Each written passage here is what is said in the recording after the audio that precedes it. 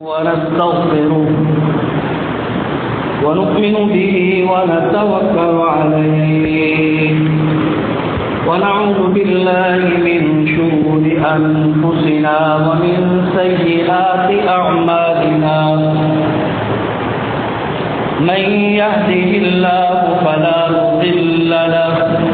ومن يضلله فلا هادي له وأشهد أن لا إله إلا الله وحده لا شريك له وأشهد أن محمدا عبده ورسوله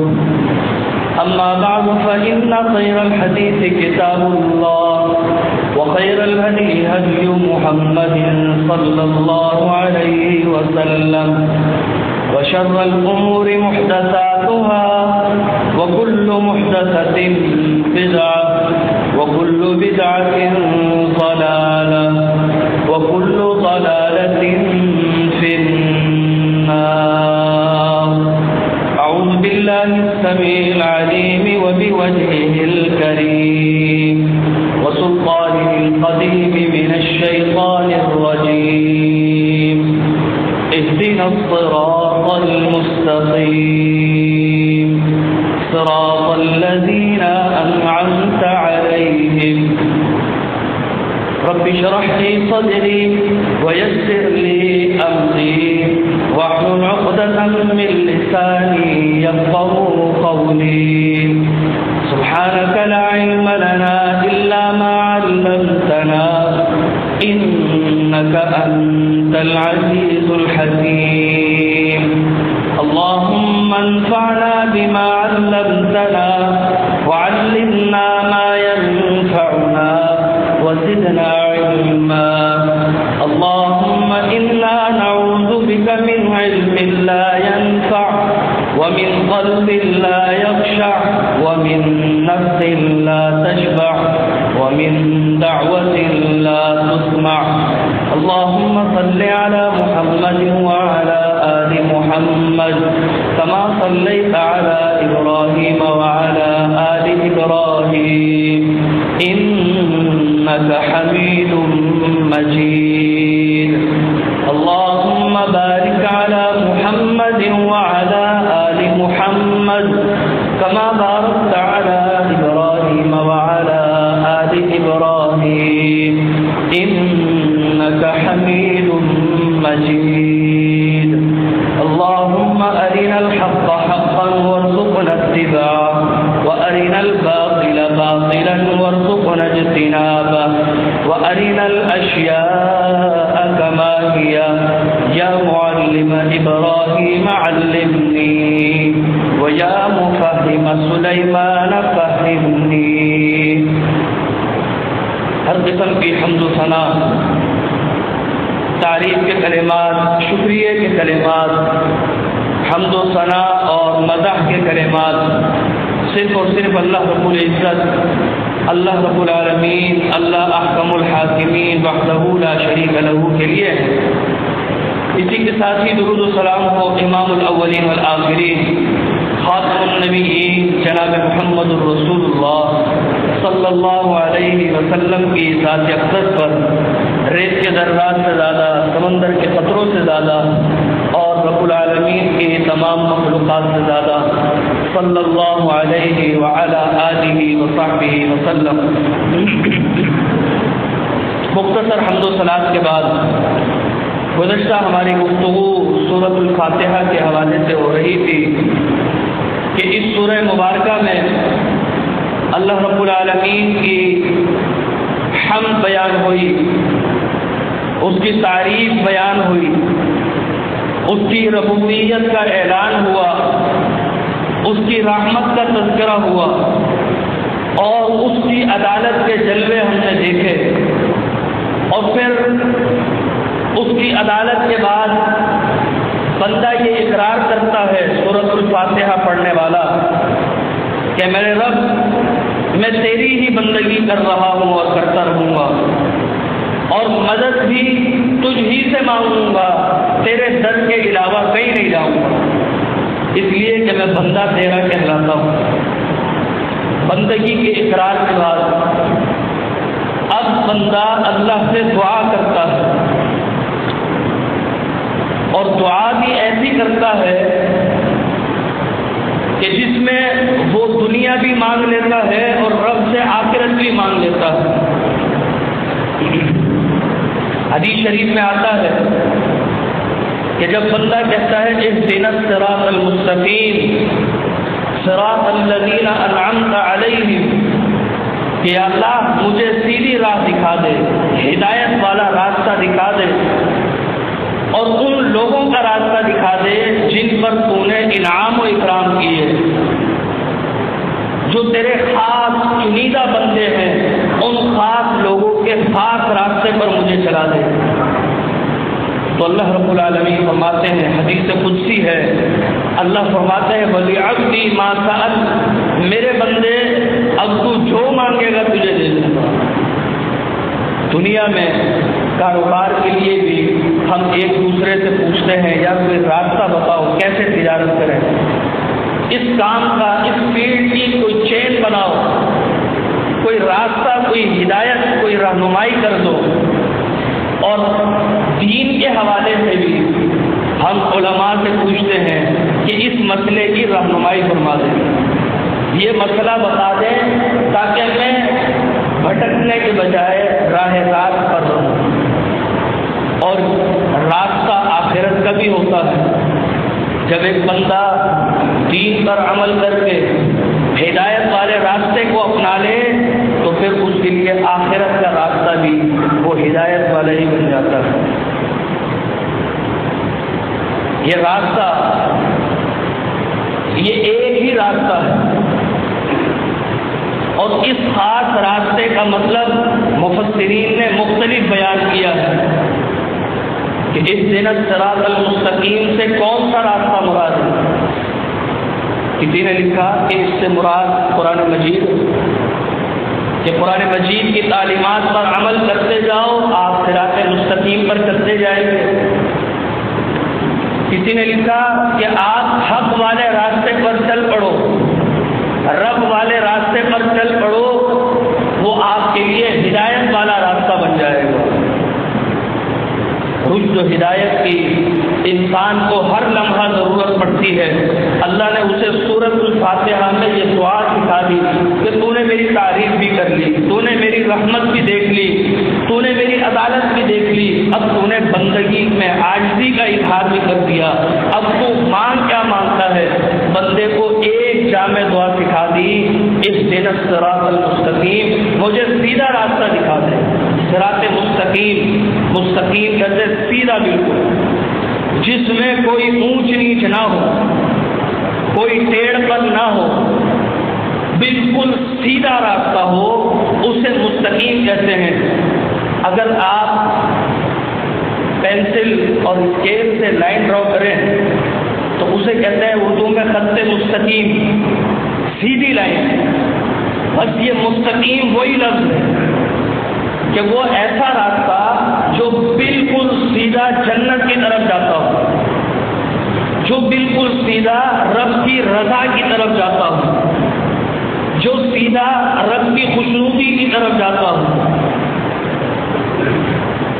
ایسا راستہ مانگتے ہیں۔ اور پھر اس راستے کی رب خود ہی وضاحت فرماتے ہیں کہ میرے بندے تیرا دل بھی تو مطمئن ہو، تو اب اس راستے کی وضاحت بھی خود کر دے۔ صراط الذین، راستہ ان لوگوں کا۔ نبی علیہ السلام نے ایک موقع پر سیدنا عبداللہ بن مسعود رضی اللہ تعالیٰ عنہ فرماتے ہیں کہ نبی علیہ السلام نے صراط مستقیم سمجھانے کے لیے ایک موقع پر آپ نے بطور مثال ایک ایسا عمل کیا کہ صحابہ کو واضح طور پر سمجھ آ جائے۔ فرمایا خط لنا رسول اللہ صلی اللہ علیہ وسلم، اللہ کے پیغمبر علیہ السلام نے ایک سیدھی لکیر کھینچی، فقال هذا سبیل اللہ، فرمایا یہ سیدھا راستہ یہ اللہ کی طرف جاتا ہے، یہ سیدھا راستہ اللہ کا راستہ ہے۔ ثم خط خطوطا عن یمینہ وعن شمالہ، اور پھر آپ نے دائیں بائیں اس سے اور بھی کچھ لکیریں کھینچی۔ نبی علیہ السلام نے فرمایا ہذہ سبل، یہ ایسے راستے ہیں علی کل سبیل منہا شیطان، ان ہر راستوں پر شیطان اس کے چیلے بیٹھے ہوئے ہیں، یدعو الیہ، اور وہ ان راستوں کی طرف بھٹکانے کے لیے وہ شیطان اور اس کے چیلے لوگوں کو بلاتے ہیں، آؤ اس راستے کی طرف آ جاؤ، یعنی سیدھا راستہ قرآن و حدیث کا راستہ، اور دائیں بائیں لکیریں پیر طریقت کے راستے، تاریخ والے راستے، جن کو آج اپنا کر لوگوں نے اپنے عقائد بنا لیے ہیں، ان پر بچپن سے سنتے سنتے وہ تاریخی واقعات وہ اتنے پختہ ہو جاتے ہیں کہ اب ان کے سامنے قرآن کی بات رکھی جائے ان کا دل ہی مطمئن نہیں ہوتا، آپ سے بحث کرنے بیٹھ جائیں گے۔ نبی علیہ السلام نے فرمایا یہ سیدھا راستہ یہ اللہ کا راستہ ہے، یہ قرآن و حدیث والا راستہ ہے، اس کے علاوہ جتنے بھی راستے ہیں بھلے کتنا ہی مقدس ہو لیکن وہ دوسرے راستے پر بلائے، فرمایا یدعو الیہ، وہ شیطان ہے اور شیطان اپنے راستے کی طرف وہ ہے تمہیں بلا رہا ہے۔ فرمایا وَأَنَّ هَذَا، پھر آپ نے یہ آیت پڑھی وَأَنَّ هَذَا صِرَاطِي مُسْتَقِيمًا فَاتَّبِعُوهُ، یہ جو سیدھا راستہ تمہیں بتا رہا ہوں قرآن و سنت کا راستہ، فَاتَّبِعُوهُ، بس کسی کی پیروی کرنی ہے۔ قرآن اور حدیث یہ حرف آخر ہے، آپ کے ذہن میں والدین نے کوئی بات بٹھا دی ہو، علماء سے آپ نے 100 سال تک کوئی الگ مسئلہ سمجھا ہو، لیکن آپ کے سامنے اگر حدیث آ جائے یا قرآن کی کوئی آیت آ جائے، میرے دوستو آپ کے لیے ضروری ہے فاتبعوہ، کہ وہ صراط مستقیم جس کی آپ نماز میں ہر نماز میں اور ہر رکعت میں دعا مانگتے ہیں، اگر اس پر عمل کرنا چاہتے ہیں تو پھر آپ کو قرآن و حدیث کا دامن تھامنا ہوگا، پھر کوئی کچھ بھی کہتا رہے۔ آج جو اتنے جھگڑے فساد اور یہ موقع بموقع کبھی پیغمبر کی توہین کبھی صحابہ کی گستاخیاں، یہ صرف اس وجہ سے ہے کہ ہم صراط مستقیم سے ہٹ رہے ہیں، اور صراط مستقیم کے علاوہ شیطان نے جب اسے دھتکار دیا گیا تو رب سے کہا تھا کہ میں تیرے بندوں کو گمراہ کرنے کی کوشش کروں گا، قال رب بما اغویتنی، تو نے مجھے گمراہ کیا، لَأَقْعُدَنَّ لَهُمْ صِرَاطَكَ الْمُسْتَقِيمَ، اب میں صراط مستقیم پر بیٹھ کر لوگوں کو دوسرے راستے پر لگا دوں۔ زبان پر کیا ہوگا کہ ہم تو قرآن اور حدیث کے ماننے والے ہیں، اور بیان کیا ہوگا کہ ہمارے پیر طریقت نے یہ فرمایا ہے، امیر شریعت نے یہ کہا ہے، یا تاریخ بیان کریں گے تو راوی نے یوں کہا ہے، اس کی کوئی سند نہیں ہوگی، یا وہ باتیں ایسے مفہوم میں پہنا کر بیان کی جائیں گی کہ معلوم ہوگا کہ یہ شیخ قرآن بیان کر رہا ہے۔ اس نے کہا لَأَقْعُدَنَّ لَهُمْ صِرَاطَكَ الْمُسْتَقِيمَ، صراط مستقیم پر بیٹھ جاؤں گا، اور پھر وہاں بیٹھ کر ثُمَّ لَآتِيَنَّهُمْ مِنْ بَيْنِ أَيْدِيهِمْ وَعَنْ خَلْفِهِمْ وَعَنْ أَيْمَانِهِمْ وَعَنْ شَمَائِلِهِمْ، میں آگے سے پیچھے سے اوپر سے نیچے سے دائیں سے بائیں سے ہر طرف سے انہیں گمراہ کروں گا، وَلَا تَجِدُ أَكْثَرَهُمْ شَاكِرِينَ، تاکہ تیرے شکر گزار بندے کم ہو جائیں۔ ایک مقام پر اس نے کہا، قرآن مجید میں آتا ہے وشاركهم في الاموال والاولاد وعدهم، میں اس طرح ان میں گھل مل جاؤں گا صراط مستقیم سے ہٹانے کے لیے کہ میں ان کے مال میں شریک ہو جاؤں گا، میں ان کی اولاد میں شریک ہو جاؤں گا، اولاد کے ذریعے کبھی خط مستقیم سے ہٹا دوں گا، بھلے زبان سے یہ دعائیں مانگتا رہے۔ آج ہم نماز بھی پڑھتے ہیں تو عادت کے طور پر کیا عادت بنی ہوئی ہے، اور اس میں جو دعائیں پڑھتے ہیں وہ بھی اس لیے کہ وہ زبان پر جاری ہو گئی، بچپن سے پڑھ رہے ہیں، ان کا معنی مفہوم ہمیں آتا نہیں۔ اب وہ جب ہم زبانی طور پر پڑھتے ہیں تو اس پر عمل دور ہو جاتا ہے، پھر ہمیں پتہ نہیں ہوتا کہ اب ہم صراط مستقیم پر باقی بھی ہے یا نہیں ہے۔ رب کہتے ہیں صراط مستقیم کون سا ہے؟ ہمیں تو پتہ نہیں کہ صراط مستقیم کون سا ہے، اور نہ ہی وہ راستہ ہم نے ابھی تک دیکھا۔ فرمایا صراط الذین، یہ وہ راستہ ہے، الذین یہ اسم موصول ہے، اسم موصول عربی زبان میں ہمیشہ معرفہ ہوتا ہے۔ اللہ نے یوں نہیں فرمایا صراط من انعمت، صراط من انعمت نہیں کہا، لفظ من استعمال نہیں کیا، اس لیے کہ من یہ معرفہ بھی ہوتا ہے، نکرہ بھی ہوتا ہے۔ شاید میں نے آپ کو پہلے کبھی بتایا تھا معرفہ اور نکرہ کی پہچان، کہ معرفہ وہ ہوتا ہے کہ جس خاص بندے کو آپ جانتے ہو، جیسے عبد الباری کسی کا نام ہے، اب آپ اس شخص کو جانتے ہیں، یہ نام معرفہ ہے، لیکن آپ کے رجل کا مطلب آدمی، کوئی بھی آدمی، آپ کو معلوم نہیں ہے۔ صراط من انعمت ہوتا کہ ان لوگوں کا راستہ جن پر تو نے انعام کیا، تو وہ لوگ معلوم نہ ہوتے لفظ من سے۔ اللہ نے الذین استعمال کیا، صراط الذین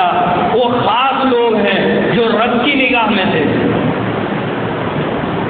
انعمت اللہ نے فعل ماضی استعمال کیا کہ وہ بندے تمہیں اپنے طور سے نہیں ملیں گے، یا وہ بعد میں نہیں ملیں گے، بعد میں نہیں آئیں گے۔ انعمت ان پر میں انعام کر چکا ہوں، اب انہیں تلاش کرنا ہے۔ یہ صراط مستقیم تمہیں ان لوگوں کے پاس ملے گا جو لوگ گزر چکے، میرا انعام ان پر ہو چکا ہے۔ اب جب ہم ان لوگوں کو تلاش کرتے ہیں قرآن مجید میں، تو ہمیں وہ افراد بخوبی مل جاتے ہیں کہ جن پر اللہ نے انعام کر دیا تھا۔ نمبر 1 وہ لوگ ہیں کہ جو گزشتہ مومن ایمان کی حالت میں گزرے ہیں۔ اللہ فرماتے ہیں ان لوگوں پر بھی میرا خاص انعام تھا۔ فرمائے وَاذْكُرُوا نِعْمَتَ اللَّهِ عَلَيْكُمْ، اللہ کی نعمت کو یاد کرو، اذ کنتم اعداء فألف بین قلوبکم، جب تم دشمن تھے اللہ نے تمہیں ایمان کی صلاحیت دے کر ایک دوسرے کا بھائی بنا دیا۔ تو گزشتہ مومن جو گزرے ہیں اللہ فرماتے ہیں ان پر میں نے انعام کیا تھا، اور فرمایا وَمَن يُشَاقِقِ الرَّسُولَ، جو رسول کی مخالفت کرے،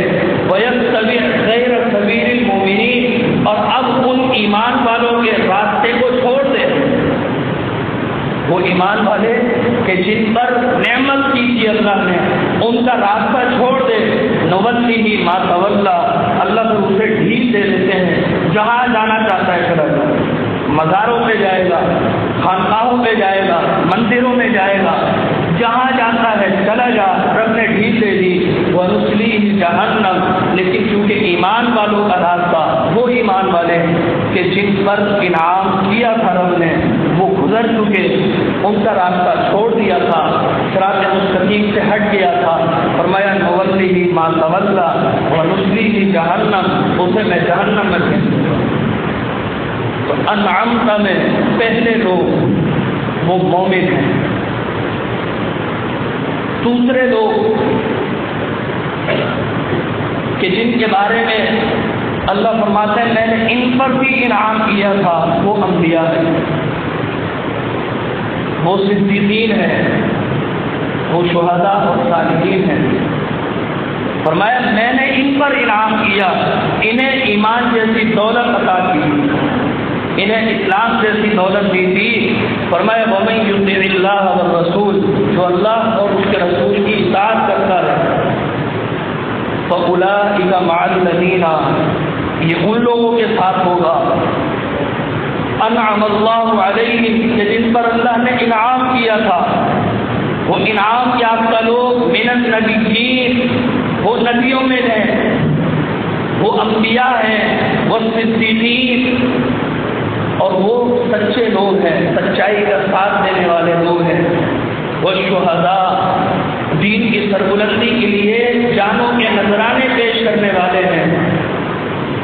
وہ صالحین، اور نیک لوگ وہ کہ جو گزر چکے ہیں، وَحَسُنَ أُولَٰئِكَ رَفِیقًا، فرمایا یہ بہترین رفاقت ہو۔ تو ایمان والے اور انبیاء اور صلحاء اور یہ نیک لوگ، یہ وہ ہیں کہ جنہیں اللہ فرماتے ہیں انعمت علیہم ہے۔ اب انعمت علیہم کے راستے پر چلو گے تو صراط مستقیم پر چلو گے،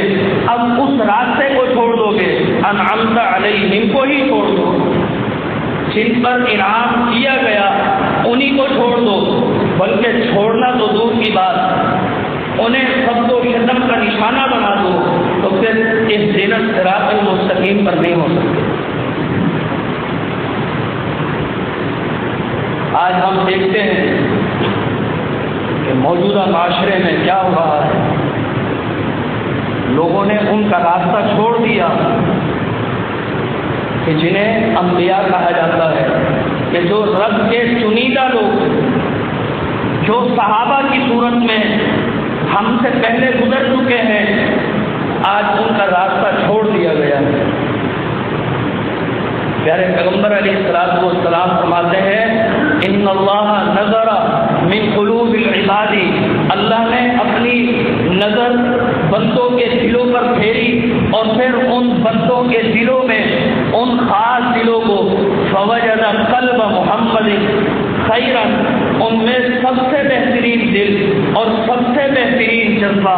وہ پیارے پیغمبر کا پایا، اللہ نے انہیں چن لیا، فاصطفاہ لنفسہ، اللہ نے اپنے مشن کے لیے ان کو چن لیا، اور فبعثہ برسالتہ، اور انہیں نبوت اور رسالت عطا کری۔ ثم نظر،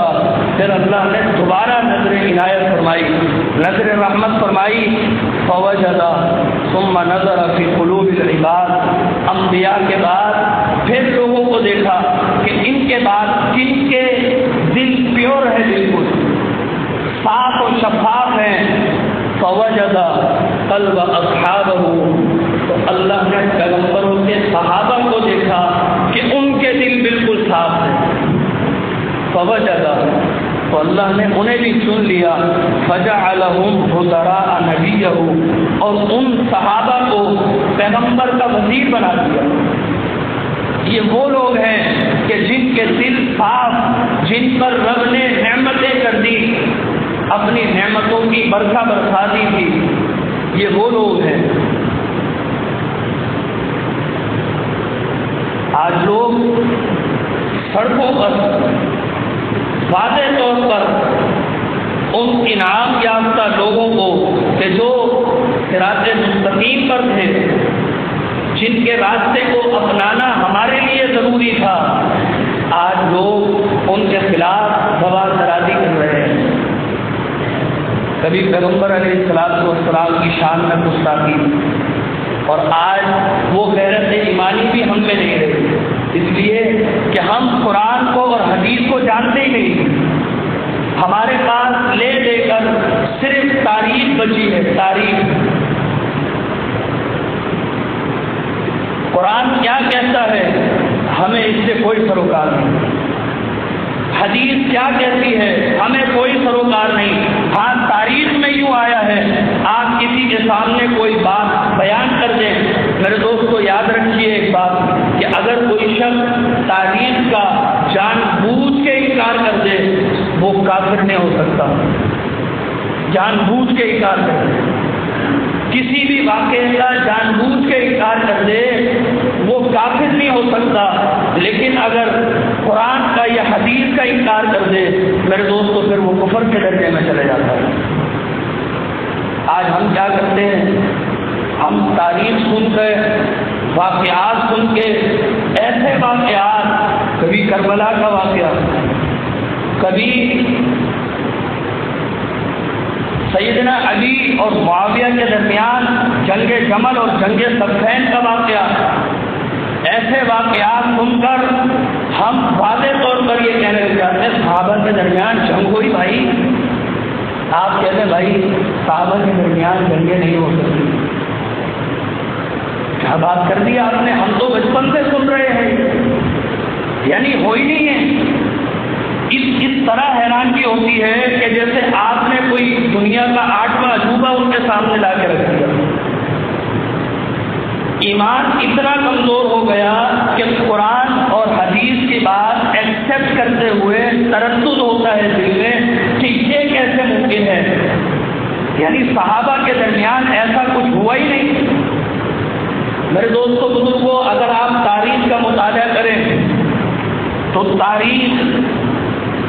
بنو امیہ کے بعد جو بنو عباس آئے ہیں، بنو عباس نے بنو امیہ کے 600 سال بعد لکھی ہے، اور بنو عباس وہ ہے کہ جنہوں نے بنو امیہ کا تختہ الٹا ہے۔ آپ سے میں پوچھتا ہوں، انڈیا پاکستان کی لگی رہتی ہے، یا چھوڑیے آپ کی کسی دوست سے لگ گئی اور آپ اس کی تاریخ لکھنے بیٹھ جائیں، کیا آپ اس کی تاریخیں بیان کریں گے؟ ہو ہی نہیں سکتا۔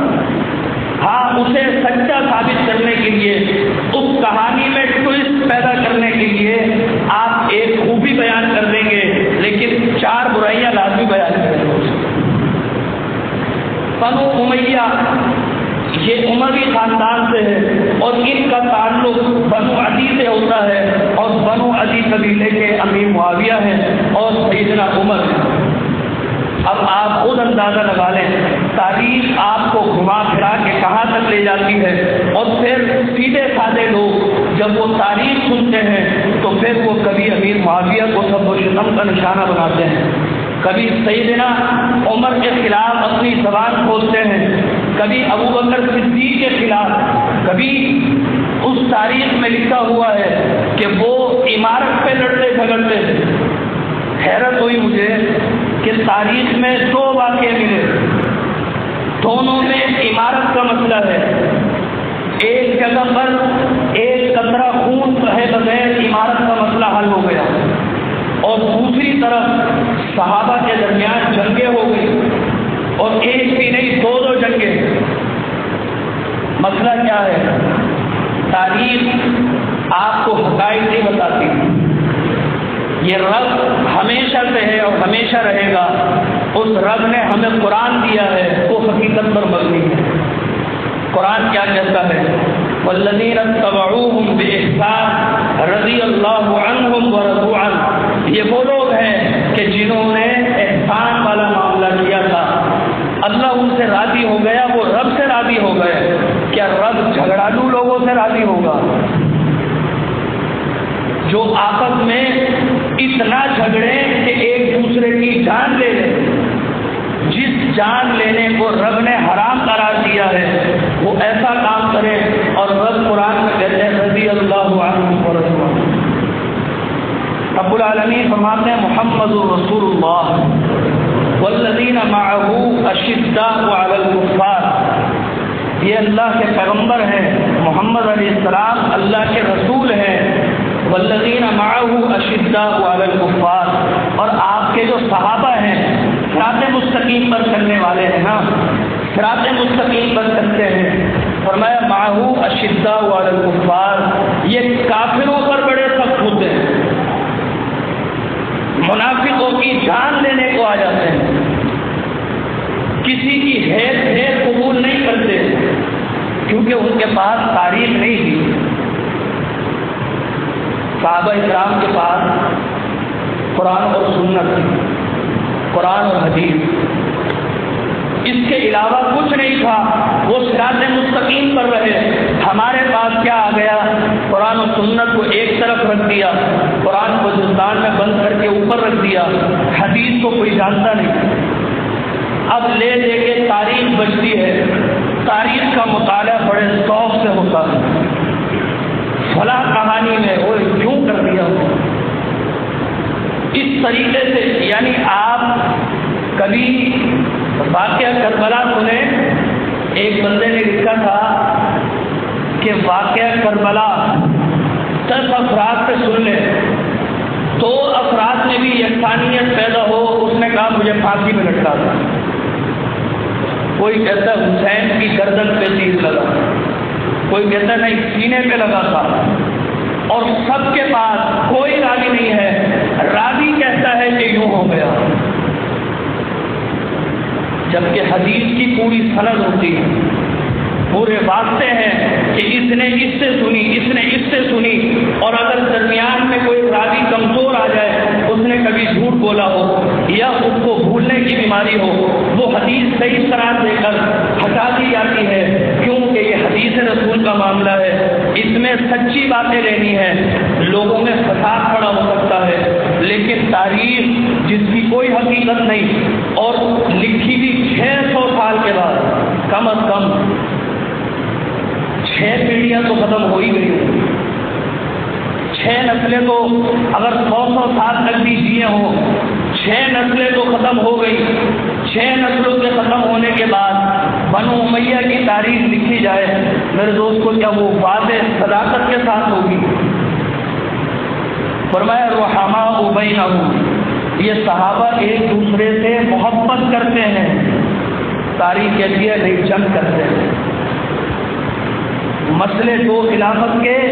ایک میں جنگ اور ایک میں امن۔ ابو بکر صدیق کی خلافت کا مسئلہ آیا،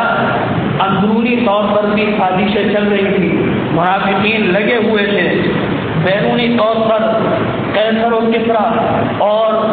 مسیلمہ کذاب یہ اپنی سازشوں میں لگے ہوئے تھے، اندر 3 گروہ بٹے ہوئے تھے۔ مہاجر کہتے تھے ابو بکر صدیق کو بنائیں گے خلیفہ، انصار نے اپنا خلیفہ چن لیا، اہل بیت نے سیدنا علی کو منتخب کر لیا، لیکن ایک قطرہ خون بہے بغیر، میرے دوستوں بزرگوں، ایک قطرہ خون بہے بغیر، کسی کو برا کہے بغیر وہ خلافت کا مسئلہ حل ہو گیا اور ابو بکر صدیق کی خلافت سب نے منظور کر لی۔ لیکن جب باری آتی ہے سیدنا علی اور امیر معاویہ کی، تو وہ کہتے ہیں نعوذ باللہ، امیر معاویہ کو وہ شام کے گورنر تھے، انہیں خلافت چاہیے تھی، اور انہوں نے کسی طرح سازش کر کے، ایک صحابی ہیں ان کا نام ہے عمر بن عاص رضی اللہ تعالیٰ، بڑے ذہین آدمی تھے، لیکن ظاہر ہے کہ ان سے احادیث مروی ہیں، سیدنا ابن عمر سے، سیدنا ابو ہریرہ سے، ابو بکر صدیق سے، سیدہ عائشہ رضی اللہ تعالیٰ عنہ سے، سیدہ ام سلمہ رضی اللہ تعالیٰ عنہ سے، یعنی جس صحابی یا صحابیات سے روایات بکثرت مروی ہیں، انہی کے خلاف تاریخ بھری ہوئی۔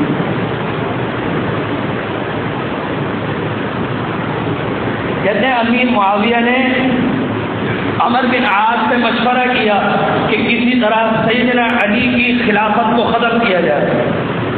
لیکن سیدنا علی نے نعوذ باللہ حملہ کر دیا، اور حملے میں وہ پسپا ہو رہے تھے، تو عمر بن عاص نے نعوذ باللہ یہ کہہ دیا کہ اگر تم مجھے کوئی منصب دو گے تو تمہیں میں ایک بات بتاتا ہوں۔ کہا ٹھیک ہے بتاؤ۔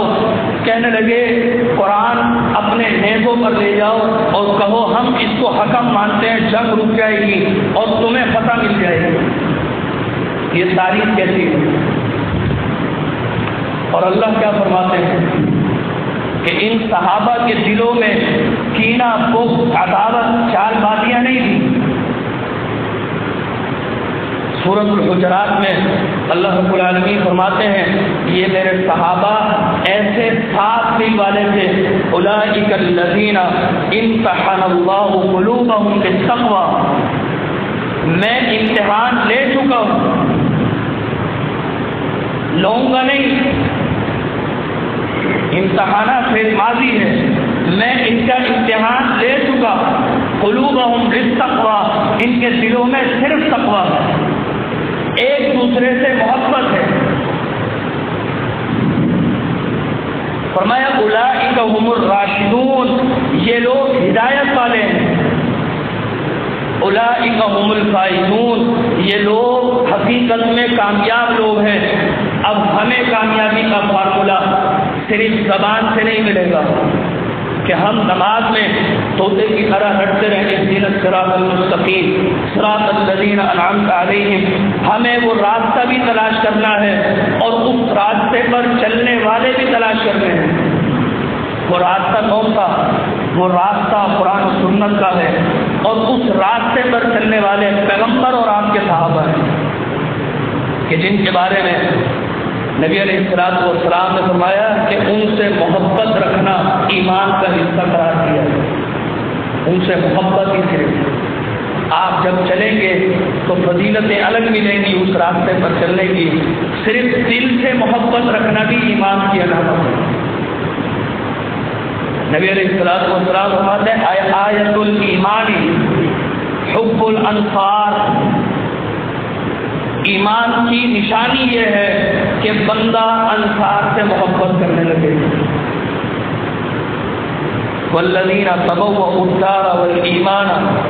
من قبلہم یحبون من ہاجر الیہم، یہ انصار مہاجروں سے محبت کرتے ہیں، اور لوگ انصار سے محبت کریں یہ ان کے ایمان کی گارنٹی ہے۔ اور انصار کے ساتھ ساتھ اہل بیت سے بھی محبت۔ آج المیہ یہ ہے کہ سامنے والوں نے اگر اہل بیت کی محبت میں غلو کر دیا تو ہم اہل بیت کی محبت گھٹانے کی کوشش نہ کریں، بلکہ ہم بھی جذبہ ایمانی کے ساتھ کہیں کہ حسین بھی ہمارے ہیں، حسن بھی ہمارے ہیں، علی بھی ہمارے ہیں، ان کی والدہ بھی ہماری، ہم ان کی سیرت پڑھ کر ان کے طریقے پر چلیں گے، کیونکہ الصحابہ کلہم عدول، سارے صحابہ عادل ہیں، اور سب کی بات ایسا ہو نہیں سکتا کہ دین کے خلاف ہو، سب کی بات دین کے عین مطابق ہوتی ہے۔ فرمایا والذی نفسی بیدہ، اللہ کے پیغمبر نے فرمایا اس ذات کی قسم کہ جس کے ہاتھ میں میری جان ہے، لا یبغضنا اہل البیت، کوئی شخص بھی اہل بیت سے بغض رکھے الا ادخلہ اللہ النار، اللہ اسے جہنم میں بھیجے۔ اہل بیت سے بھی محبت ایمان کا حصہ ہے، اور صحابہ میں خلفاء اور بدری صحابہ، احد والے صحابہ اور جتنے بھی صحابہ ہیں ان سب سے محبت کرنا یہ ایمان کا حصہ ہے، اس لیے کہ وہ آپس میں محبت کرنے والے تھے، اور ہمیں یہ کہا ہے کہ ہم بھی ان سے محبت کریں۔ یہ وہ صحابہ تھے جو اہدنا الصراط المستقیم کا عملی نمونہ تھے کہ جو دنیا میں بھی کامیاب تھے، آخرت کی کامیابی کا اعلان رب خود فرماتے ہیں یوم لا یخزی اللہ النبی، اس دن میں رسوا نہیں کروں گا نبی کو، والذین آمنوا، اور ان لوگوں کو بھی، معہ، جو میرے نبی کے ساتھ تھے۔ تو اگر ہم چاہتے ہیں کہ دنیا میں بھی رسوائی سے بچ جائے، آخرت کی رسوائی سے بھی بچ جائے، تو ہمیں ان ہدایت یافتہ لوگوں کا راستہ اپنانا ہے، ان لوگوں کا راستہ اپنانا ہے کہ جن پر اللہ نے اپنے انعامات اکرامات کیے۔ میرے دوستو، صحابہ اکرام کی عظمت اور ان کی فضیلت قرآن میں بھی رب نے بیان کی ہے، حدیث میں بھی بیان ہوئی ہے۔ اگر کوئی شخص چاند پر تھوکنے کی کوشش کرے میرے دوستو اس کا اپنا منہ گندا ہو جائے گا، لیکن اس کا یہ مطلب نہیں ہوتا کہ کہ ہم کچھ جذباتی کام کر لیں. کام یہ کرنے کا ہے کہ ہم لوگوں کو یہ سمجھائیں کہ تاریخ کی کوئی حیثیت نہیں. تاریخ کچھ بھی کہے، جب بات پیغمبر علیہ السلام کی آ جائے اور قرآن کی بات آ جائے، آپ ساری چیزیں اٹھا کر رسی کی ٹوکری میں دیں. قرآن و سنت کو اپنا لیں. یہ ساری لڑائی جھگڑے، بغض، عداوت، کینہ، کپٹ، یہ سب ختم ہو جائے گا اور ہم اسی راستے پر چل پڑیں گے کہ جس راستے پر صحابہ اکرام تھے. صحابہ کے پاس تاریخ تو تھی نہیں، کوئی ولی کامل کے تذکرے تو تھے نہیں، کسی پیر مرید کا چکر تھا نہیں. صرف پیغمبر کی بات اور اللہ کی بات، اس کو لے کر انہوں نے اپنی دنیاوی کامیابی میں گزاری اور آخرت میں بھی، اور وہ لوگوں میں سب سے بہترین لوگ قرار پائے. نبی علیہ السلام نے فرمایا، جب آپ سے سوال کیا گیا ای الناس خیر، کون سے لوگ بہترین ہیں، آپ علیہ السلام نے فرمایا کرنی، جو میرے دور میں رہ رہے ہیں، یعنی میرے صحابہ یہ سب سے بہترین لوگ ہیں. ثم الذین یلونہم، پھر اس کے بعد وہ لوگ جنہیں تابعین کہا جاتا ہے، پھر تبع تابعین، اور تبع تابعین کے بعد ہی تاریخ لکھی گئی. دین میں فساد بگاڑ وہ انہی کے بعد ہوا ہے. فرمایا یہ بہترین لوگ ہیں. اگر کبھی تمہارے سامنے کوئی ایسی بات آ بھی جائے کہ جس میں صحابہ کے بارے میں کوئی ناگوار بات ہو، تو فرمایا اپنی زبانوں کو روک لینا، بجائے اس کے کہ تم وہ باتیں بیان کرو. اگر کوئی ایسی بات مل بھی جائے، اول تو ملے گی نہیں، کیونکہ قرآن کہتا ہے رحماء بینہم اشداء علی الکفار تراہم رکعا سجدا یبتغون فضلا من اللہ یحبون من ہاجر الیہم. وہ آپس میں محبت کرنے والے، ایمان ان کے دلوں میں، تقویٰ ان کے دلوں میں، وہ کامیاب لوگ، وہ ہدایت یافتہ لوگ. اول تو ان میں کوئی خامی ہو نہیں سکتی، لیکن اگر کسی چیتے نے نکال بھی لی تو نبی علیہ السلام فرماتے ہیں، حاکم کی روایت ہے کہ میرے صحابہ کے بارے میں جب کوئی بات آ جائے تو اپنی زبانوں کو لگام دے دینا، اپنی زبانوں کو روک لینا، اس لیے کہ میرے صحابہ وہ ہیں. لا تسبوا اصحابی، کبھی بھی میرے صحابہ کو برا نہیں کہنا. پیغمبر نے دوبارہ کہا لا تسبوا اصحابی. اگر کسی بہرے نے پہلی دفعہ نہ سنا ہو، دوسری دفعہ سن لے، لا تسبوا اصحابی، میرے کسی صحابی کو برا بلا نہیں کہنا. والذی نفسی بیدہ، اس ذات کی قسم، لو ان احدکم، اگر تم میں سے کوئی ایک انفق مثل احد ذهبا، احد پہاڑ کے برابر سونا خرچ کر دے. سونا کتنا مہنگا، اتنی سی ڈلی لیتے ہوئے بھی پسینہ نکل آتا ہے. کہا احد پہاڑ کے برابر بھی سونا خرچ کر دے، ما ادرک مدن، میرے صحابی کے ایک مد، سونا نہیں، گندم، جو پنیر، جو اس نے اناج دیا ہے، ایک مد کھجور دے دی اس نے، اس کے برابر بھی نہیں پہنچ سکتا. ایک مد تو دور کی بات ہے، ولا نصیفیہ، آدھے مد کے ثواب کو بھی نہیں پہنچ سکتا. آج ان صحابہ کے بارے میں لوگوں کی زبانیں کٹ نہیں جاتی، لوگوں کی زبانیں ان میں چھالے نہیں پڑ جاتے، ان کی زبانیں خراب نہیں ہو جاتی. آج وہ صحابہ کو سر عام گالیاں دیتے ہیں،